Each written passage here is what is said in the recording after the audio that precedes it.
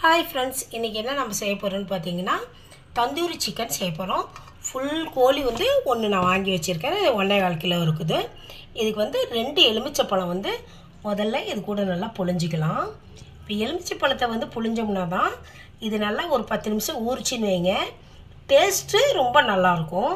ஒன்று இஞ்சி பூண்டு பேஸ்ட்டும் போட்டு நல்லா சிக்கனை உள்ள வெளியில் இந்த ரக்க பக்கம்லாம் பார்த்திங்கன்னா நல்லா மசாஜ் பண்ணிக்கலாம். இது இஞ்சி பூண்டும் 2 எலுமிச்சைப்பழமும் புழிஞ்சி நல்லா ஊற வச்சுக்கலாம். ஒரு 10 நிமிஷம் ஊறட்டும். இப்போ கிரில்லுக்கு தேவையான மசால் ரெடி பண்ணிக்கலாம். இப்போ பார்த்திங்கன்னா 2 ஸ்பூன் சிக்கன் மசாலு, ஒரு அரை ஸ்பூன் தனி மிளகாய் தூள், 1 ஸ்பூன் கொத்தமல்லி தூள், 1 ஸ்பூன் சிக்கன் மசால். ஓகேங்களா? அப்புறம் ஒரு ஸ்பூன் மசாலுக்கு தேவையான அளவுக்கு நீங்கள் உப்பு ஆட் பண்ணிக்கோங்க. 2 ஸ்பூன் கார்ன்ஃப்ளவர் மாவு.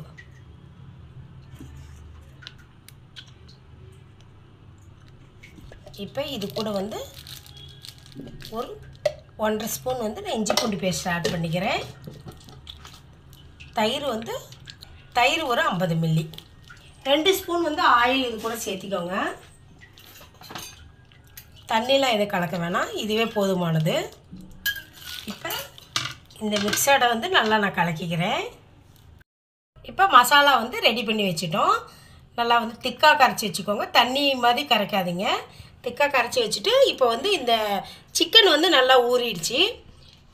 எலுமிச்சைப்பழமும் உப்பு போட்டிருக்கிறோம் பார்த்தீங்களா, இஞ்சி பூண்டு பேஸ்ட்லாம் அது நல்லா ஊறிடுச்சு. இப்போ இந்த மசாலா ஐட்டத்தை இதில் நல்லா தடவிக்கலாம்.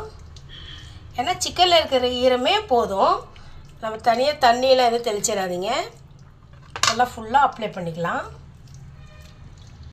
பார்த்திங்கன்னா மசாலாலாம் நல்லா ஃபுல்லாக சிக்கனில் தடவிட்டேன். இப்போ பாருங்கள், காலெலாம் நான் நூல் போட்டு நல்லா சேர்த்து வச்சு நல்லா கட்டிட்டேன்.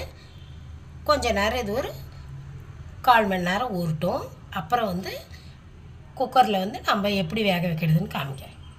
குக்கர்லேயே நான் வேக வைக்க போகிறேன். இந்த மாதிரி ஸ்டாண்ட் இருந்தால் உள்ளே வச்சுக்கோங்க. வச்சு குக்கரை நான் அடுப்பு பற்ற வச்சுக்கிறேன். மீடியம் ஃப்ளேமில் ஒரு 1/4 மணி நேரம் கேஸ் கட் இல்லாத இது ஹீட் ஆகட்டும். அதுக்குள்ளே 1/4 மணி நேரம் அந்த சிக்கன் நல்லா ஊறிட்டோம். இப்போ சிக்கன் பார்த்திங்கன்னா நல்லா 1 ஹவர் ஊறிடுச்சு. இப்போ குக்கரில் வைக்கலாம் வாங்க. ஒரு டம்ளர் வச்சு இந்த சிக்கனை எடுத்து நாம் அப்படியே இந்த டம்ளரில் உட்கார வைக்கிற மாதிரி ஃபுல்லாக உட்கார வச்சிடலாம். பார்த்திங்களா, நல்லா உக்காந்துக்குச்சு.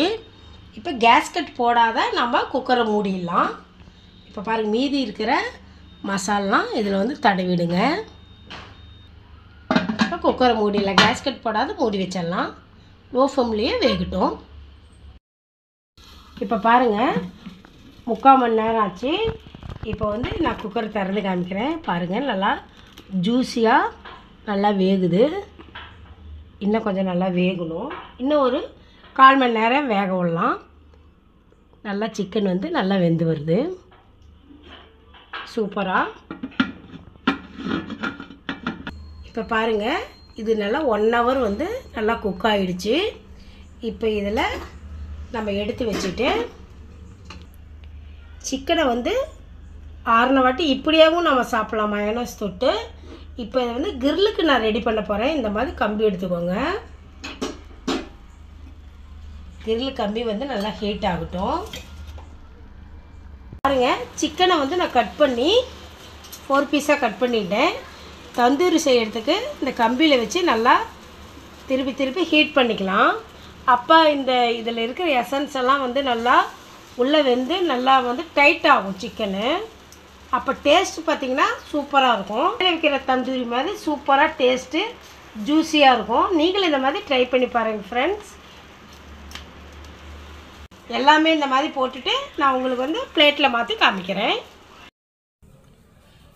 இப்போ பாருங்கள் ஃப்ரெண்ட்ஸ், கிரில் சிக்கன் சூப்பராக நமக்கு ரெடி ஆகிடுச்சு.